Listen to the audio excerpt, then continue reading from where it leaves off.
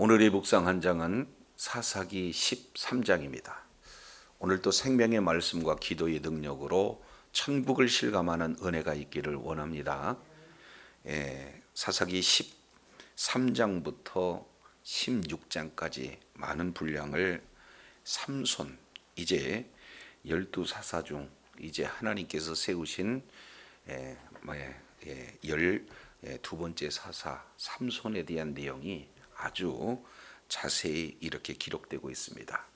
오늘 이제 사사기 13장 이 내용은 이 사사 지금 시대에 여전히 이스라엘 백성들은 악을 행하고 있어요.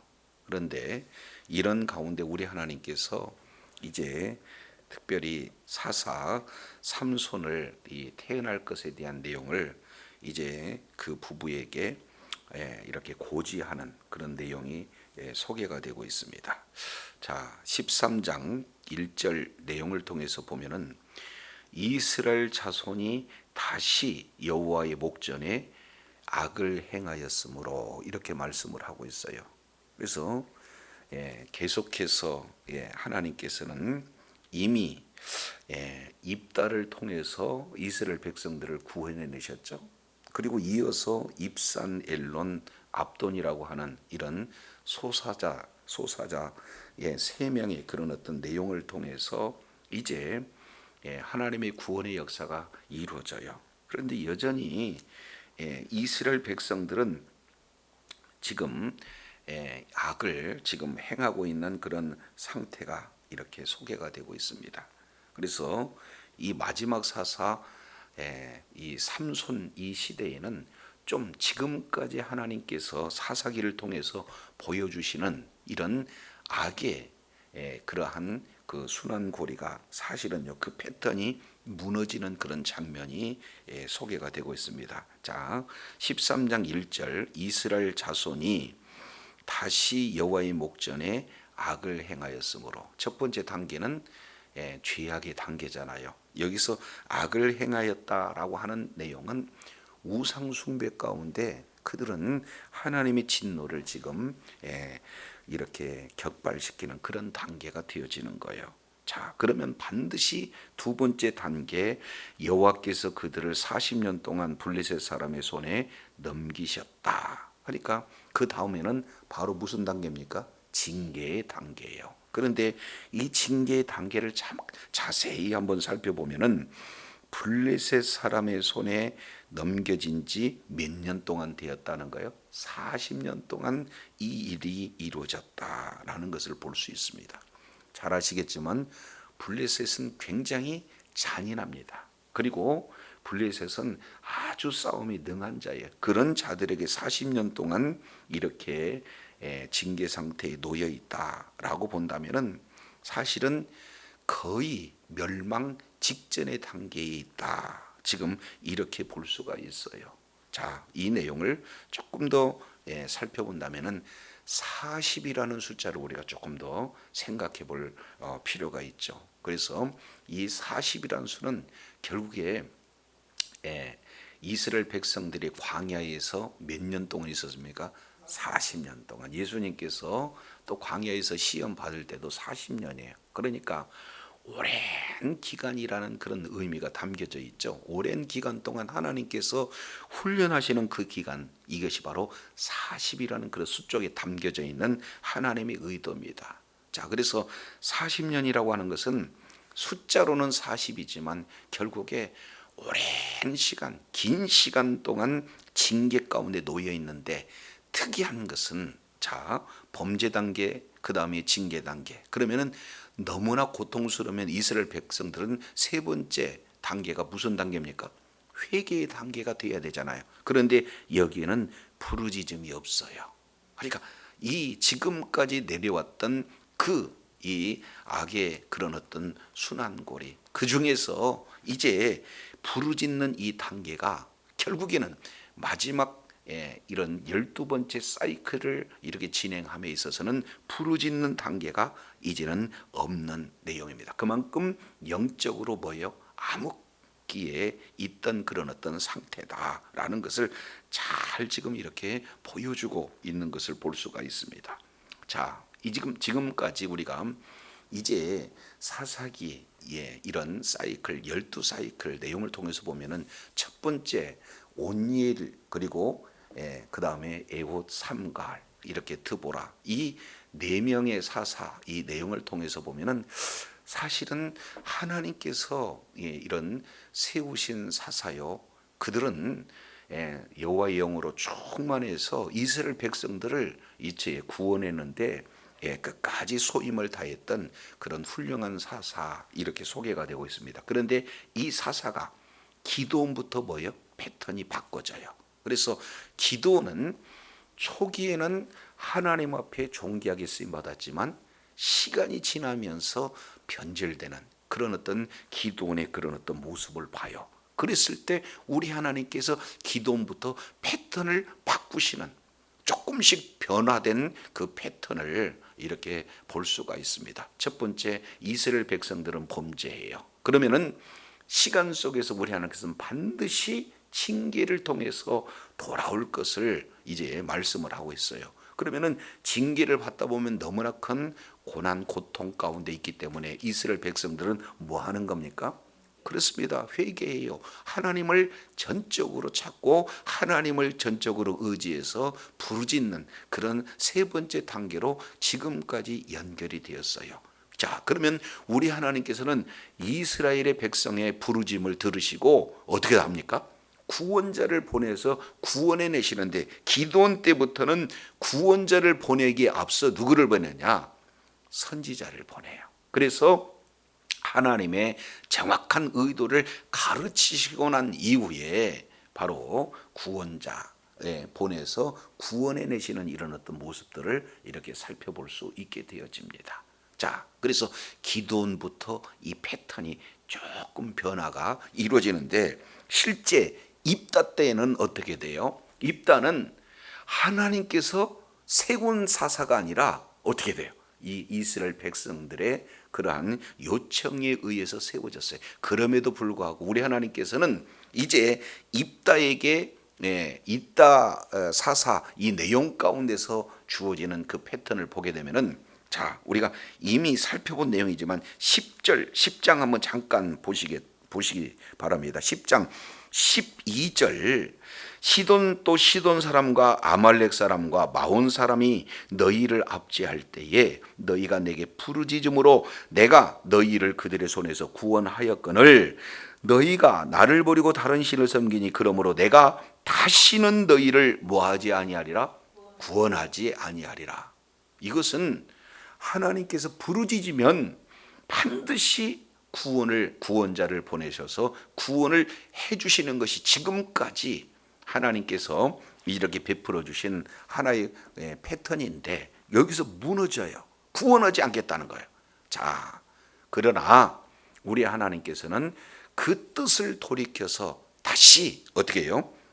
이런 입다에게 성령 충만함을 허락하심으로 말미암아 구원해내는 그런 이 은혜를 베푸십니다. 자, 그래서 기돈부터 그 다음에 입다에서 이제 패턴이 하나가 무너지는 거죠. 그런데 오늘 내용을 보니까 삼손 시대에는요 엄청난 고난이 닥쳐요. 40년 동안. 이 내용은 이미 우리가 12사사 내용을 통해서 살펴보면은 아주 짧은 기간 8년대에도 하나님 앞에 부르짖습니다. 근데 무려 40년이 지났음에도 불구하고 그 압제 가운데, 그 고통 가운데 있는데도 불구하고 이제 하나님을 찾고 하나님을 의지해서 진정으로 회개하고 부르짖습니까? 부르짖는 단계가 마지막 지금 사사 삼손 시대에는 없다라는 것을 볼 수 있습니다. 그만큼 어떻게 돼요?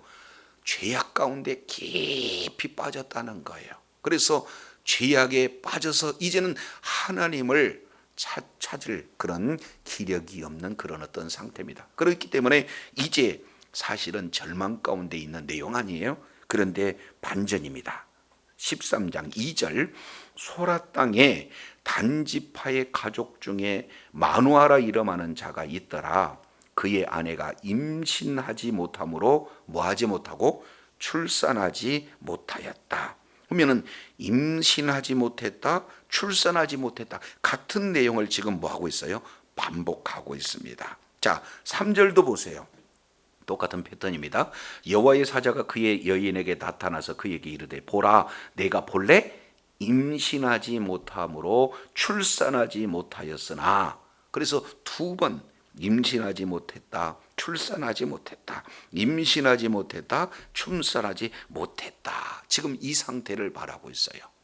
자, 그러면은 여기에서 지금 왜 반복적으로 이렇게 말씀을 하고 있는가? 이런 반복의 구조를 통해서 보면은 바로 중요하니까 반복을 하는 그런 내용인데, 이 속에서 지금 시대적인 정황을 보니까 40년 동안 그 강력한 블레셋의 압제에 있으면서도 부르짖지 못하는 그 시대적인 상황을 잘 지금 묘사하고 있는 것을 볼 수가 있습니다. 자, 그러면은 동시대 사무엘 이렇게 시대의 내용을 통해서 보면은 사무엘 시대에도 뭐예요? 잉태하지 못했습니다. 그랬을 때 어떻게 해요? 사무엘의 어머니 한나는 어떻게 됩니까? 하나님 앞에 부르짖잖아요.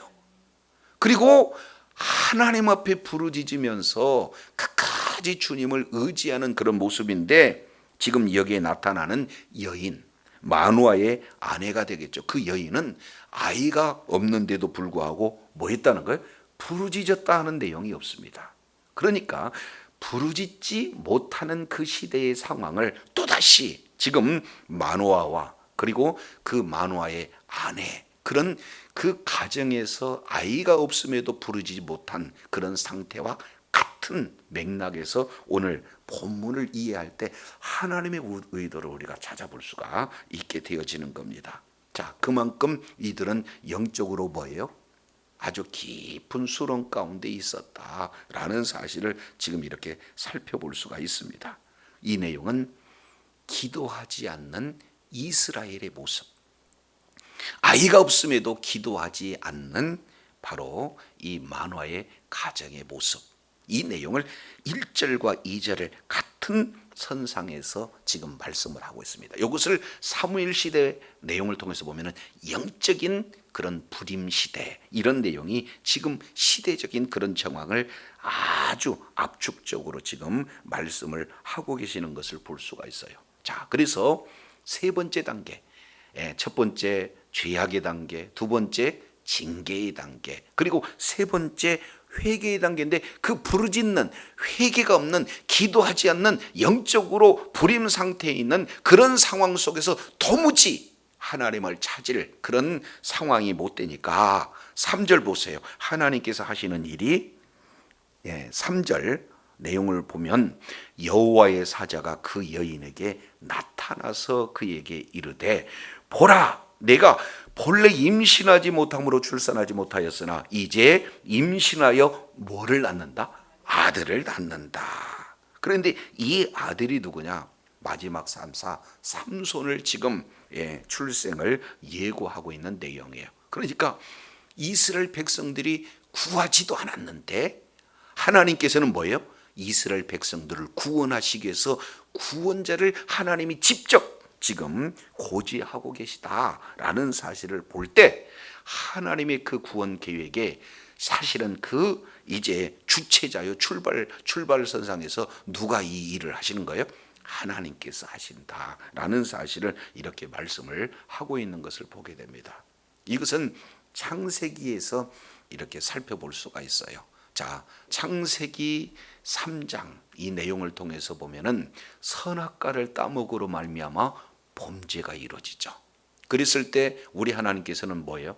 바로 이제 그 범죄한 그런 자들에게 이제 이렇게 징계, 이렇게 심판을 하시는 그런 내용들을 살펴보게 됩니다. 그게 뭐예요? 남자는 땀을 흘려야 되는 거고, 그리고 여자는 이게 수고하고 아이를 낳는 거고, 모든 땅은 뭐예요? 다 저주 가운데 놓여 있는 하나님의 심판이 임하게 됩니다. 절망이죠. 그런 속에서도 우리 하나님께서는 창세기 3장 21절 무슨 은혜를 줘요? 가죽 옷을 입혀주는 은혜를 주신다 그 말이에요. 이것은 하나님의 전적인 은혜다. 그래서 죄악 가운데 부르짖지 못한 영적으로 죽어 있는 백성을 구원하는 것은 전적인 하나님의 은혜임을 첫 번째 선악과에 따른 그 죄악의 상태에서 구원해 주신 하나님의 은혜의 내용을 통해서 살펴보게 됩니다. 그러니까 창세기 1장에서 11장 하나의 큰 사이클, 인간은 범죄하고 그런 범죄한 그런 어떤 인간에게 하나님은 반드시 심판하신다는 것. 그런데 심판 속에서도 뭐예요? 하나님의 은혜가 임하여서 구원해 내시는 내용을 이렇게 보여주시면서 이제 창세기 12장부터 요한계시록까지 전체 내용은 바로 그런 패턴이다.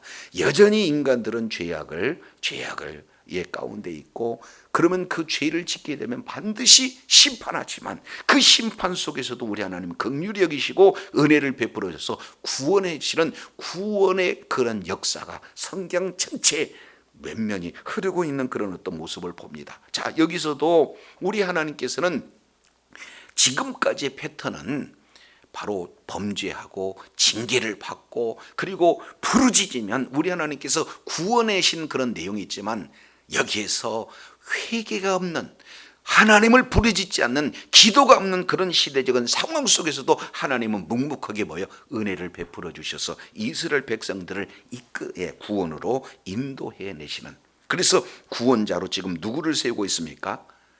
삼손을 지금 세우고 있는 그런 내용이에요.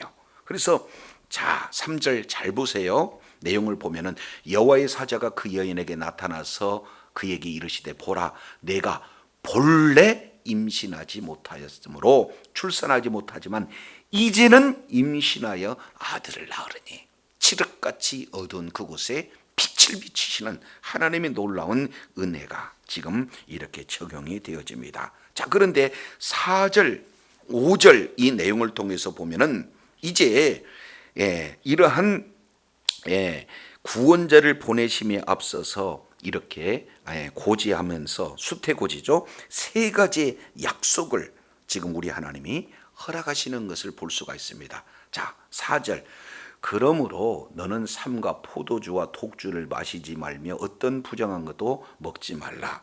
보라 하면서, 자, 5절입니다. 첫 번째예요. 보라, 내가 잉태하여, 내가 임신하여 아들을 낳을 것이다. 첫 번째 약속. 그리고 두 번째, 그 머리 위에 삭도를 대지 말라. 이 아이는 태에서 나옴으로부터 하나님에게 뭐해진 자다? 받쳐진 이런 나실인이다. 이게 두 번째 약속이에요. 아이를 주겠다는 것, 낳게 하겠다는 것. 두 번째, 그 자는 하나님께 바쳐진 나신일이 된다는 것. 그리고 세 번째 약속, 그가 블레셋 사람의 손에서 이스라엘을 구원하기 시작하니라. 그래서 이제 구원의 역사가 그를 통해서 시작되어진다는 이 세 가지 약속이에요. 그런데 촘촘히 따져보게 되면 이 아들에 대한 수태고지를 하시고 그 세 가지 약속을 지금 포함하고 있는데, 요 아들에게 어떻게 이제 구원자로 이렇게 교육을 시킬 것인가 하는 이 내용도 세 가지가 이 속에 포함이 되어 있습니다. 이 나실인 가운데 있는데, 첫 번째 4절 내용을 보니까 너는 삼가 포도주와 독주를 마시지 말라. 첫 번째입니다. 나실인의 첫 번째 내용이에요. 이것은 민수기 6장에 조금 더 자세히 이렇게 기록된 내용을 지금 사사기에서 다시 이렇게 말씀을 하고 있습니다. 자, 그래서 첫 번째는 포도주와 독주를 마시지 말라. 두 번째 내용은 뭐예요? 어떤 것이든지 부정한 것은 어떻게 하라는 것? 부정한 것도 먹지 마라. 이렇게 말씀을 하고 있어요. 그리고 세 번째 5절 중반절, 그의 머리 위에 삭도를 대지 마라 하는 이 내용이에요. 그래서 나실인으로서 이 하나님께 바쳐진 자로서, 하나님 앞에 구별된 자로서 이렇게 아이를 치도할 것을 정확하게 지금 보여주고 있는 그런 내용을 보게 됩니다. 자, 그러면은 여기에서 나실인의 내용 이미 우리가 민수기 내용을 통해서 살펴봤기 때문에 오늘은 간단하게만 이렇게 말씀을 드린다면, 첫 번째, 포도주와 독주를 마시지 말라. 그러면 이 나실인이라고 하는 내용은 첫 번째, 포도주 독주를 마시지 말라, 이렇게 진행을 하고 있는 거죠. 그러면 두 가지예요. 포도주 그리고 독주. 이 독주는 곡물주입니다. 그러니까 이를테면 그들은 늘 삶의 현장 속에서 이게 음료로서, 우리나라의 문화하고 조금 달라요. 그러니까 음료로서 먹는 내용입니다. 그러니까 매일매일 접하는 그런 사실은 음료가 되는데 그것을 먹지 말라는 거예요. 그러면은 이 내용 가운데는 매일매일 지금 인식해야 할 내용을 이 속에 담아져 있다는 거 아니겠습니까? 그런데 이 술에 대한 내용을 실제 사도 바울은 에베소서 5장 18절 이렇게 표현해요. 술 취하지 말라. 이는 곧 이렇게 방탕하게 만드는 것이니 오직 성령 충만을 받아라, 이렇게 말씀하고, 그러니까 술 취하지 말라와 성령 충만하라는 그 내용에 그 의미는 같은 의미가 되어지는 거예요. 그러면은 이 내용을 조금 더 우리가 살펴보게 되면은 술 취하지 마라, 이 내용을 잘 설명해 줄 수 있는 것이 뭐예요? 성령 충만을 말하는 거고, 성령 충만을 잘 설명하는 것이 뭐예요? 술 취하지 마는. 그 내용은 어떤 것이냐면은 지배되다라는 뜻이에요. 그러니까 술을 먹으면 본 정신이 술에 지배됐기 때문에 이제 그런 술 취하는 것은 악한 것이지만, 우리가 성령 충만이라고 하는 내용은 이게 무슨 물질적으로 가득 찬 개념이 아니라 성령 충만이라고 하는 것은 뭐예요? 지배되다는 거예요. 그러니까 성령에 의해서 지배되어지는 자, 이것이 바로 성령 충만하는 그런 어떤 모습이죠. 그러면 날마다 우리는 어떻게 되는 거예요? 성령 충만한 자가 나신에게 주어지는 첫 번째 이렇게 해당되는 내용이다. 그리고 두 번째, 부정한 것을 뭐 하지 마라? 먹지 말라. 이것은 민수기 6장 2절 3절 내용을 통해서 보면 만지지도 많은 거예요. 그러니까 부정한 자가, 아니 부정한 것에 사람이 접촉되면 그 자 역시 마찬가지로 뭐예요? 부정한 자입니다. 그렇기 때문에 이스라엘 백성들은 어떻게든지, 특히 나시르는 경우에는 부정한 자 근처에 가지 않는다? 가지 않는다라는 사실을 이렇게 볼 수 있습니다. 그래서 부정한 중에 가장 마지막 이 내용은 어떤 겁니까? 죽음, 시체를 말하고 있어요. 그러면은 잘 알겠지만 시체는 죄의 싹선 사망, 그러니까 죄의 그런 어떤 결과가 이루어지게 되어지는 거죠. 그러니까 결국 시체를 만지지 마라 하는 그런 어떤 내용이에요. 그러면은 날마다 시체를 피하고 부정한 것을 접촉하지 않기 위해서 뭡니까? 긴장하는 그런 어떤 관계가 내용 아니겠습니까? 그렇죠? 그런데 여기에서 이제 로마서 8장 1절 내용을 보면은 생명의 성령의 법이 죄와 사망의 법에서 너희를 뭐했다? 해방시켰다라는 내용입니다. 그래서 하나님 앞에 구별된 그런 자는 이제 죄와 사망 가운데 온전하게 이제 해방된 그런 이런 존귀한 존재다라는 사실을 우리 주님께서 지금 말씀을 하고 있어요. 그리고 머리에 삭도를 대지 말라 하는 이 내용은 이 머리라고 하는 이 내용은 이제 머리를 삭도를 대지 하니까 굉장히 길게 자라잖아요. 그러니까 외적으로 드러나는 다른 사람과의 구분을 이렇게 말하고 있습니다. 그런데 이 머리는요, 바로 하나의 그 지배를 지금 이렇게 말씀을 하고 있어요. 그러니까 여자는 머리 위에다가 수건을 얹는 것은 머리 위에 누군가가 있다는데 그 누군가가 누굽니까? 남편을 이렇게 말씀을 하고 있어요. 그리고 남자의 머리는 또 하나님 그랬으니까 늘 우리의 주권자가 누가 되시는 거예요? 하나님이시다라는 사실을 지금 삭도를 대지 말라 하는 이런 내용 가운데 포함되어 있습니다. 이 세상에 많은 사람들은요, 자기가 머리가 되지만 나시린으로 구별된 자는 하나님의 바쳐진 존재요, 하나님의 주권을 이제 인정하고 늘 하나님의 이런 지배를 받는 그런 자를 지금 이렇게 세 가지로 이렇게 표현을 하고 있습니다. 근데 아주 중요한 장소 용어가 하나가 소개가 되고 있어요. 5절 하반절, 그가 블레셋 사람의 손에서 이스라엘을 구원한다는 거예요. 구원하기를 시작한다는 거예요. 여기서 시작한다는 것은 선구자의 길을 지금 말하고 있는 겁니다. 출발은 지금 이 블레셋이라고 하는 강력한 그런 어떤 군대로부터, 그 나라로부터, 그 압제로부터 구원을 누가 시작해요? 지금 이 삼손이라고 하는 하나님이 주신 구원자를 통해서 시작을 하고 있는 거예요. 그런데 이것이 실제 완성이 되는 이 내용은 한 군데 찾아보겠습니다. 사무엘하 8장 1절 내용을 보면, 이후에 다윗이 블레셋 사람을 쳐서 항복을 받고 블레셋 사람 손에서 메덱 암마를 빼앗으니라. 결국 이제 블레셋을 완전히 쳐서 항복을 받고 블레셋으로부터 완전한 구원을 이룰 때는 이제는 어떻게, 누구 때가 이루어져요? 다윗 때 이루어져요. 시작은 삼손으로부터 시작이 되지만 이제는 그 구원해 내는 일에 엄청난 고난과 역경의 그 길을 삼손은 걷게 됩니다. 그리고 마침내 이 구원은 삼손을 통해서 하나님께서 일하시지만 완성은 누구를 통해서 이루느냐? 다윗을 통해서 이루어요. 그러면 다윗은 잘 알겠지만 다윗의 후손으로 누가 오시는 거예요? 예수님께서 오셔요. 그래서 다윗은 구원을 완성하는 하나의 그림자 요소지만 실제 구원을 완성하시는 분은 바로 그리스도 예수시다라는 것을 정확하게 지금 이렇게 말씀을 하고 있습니다.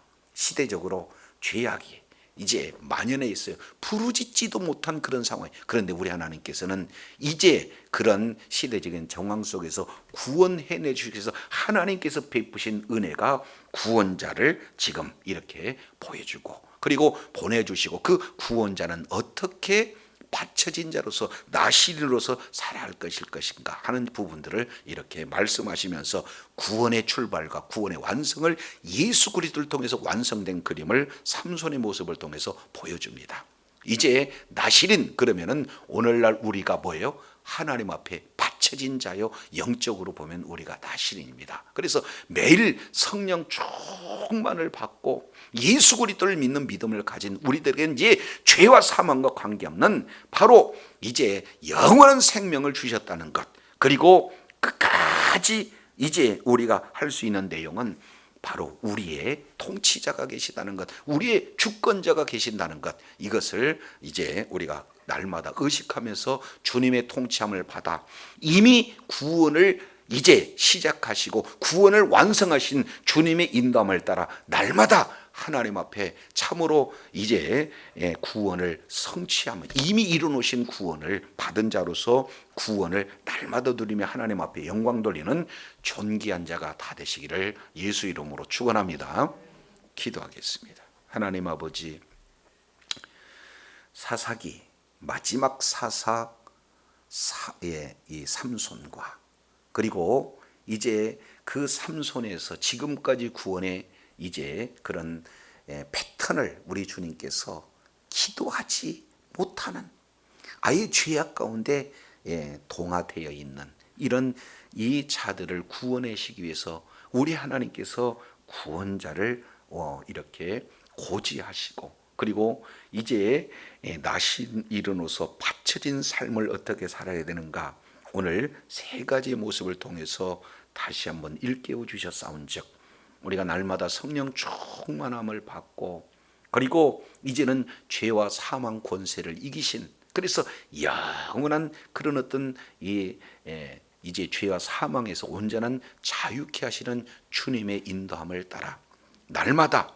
머리 대신 주님의 이제 통치를 받으면서 있는 그곳에서 하나님의 나라 가운데 구원받은 자로서 정말로 이제 하나님의 뜻을 이루며 하나님 앞에 존귀하게 쓰임 받는 주의 사랑하는 자녀들이 다 되어지도록 은혜 베풀어 주시옵소서. 감사드리며 예수님 이름으로 기도드립니다. 아멘.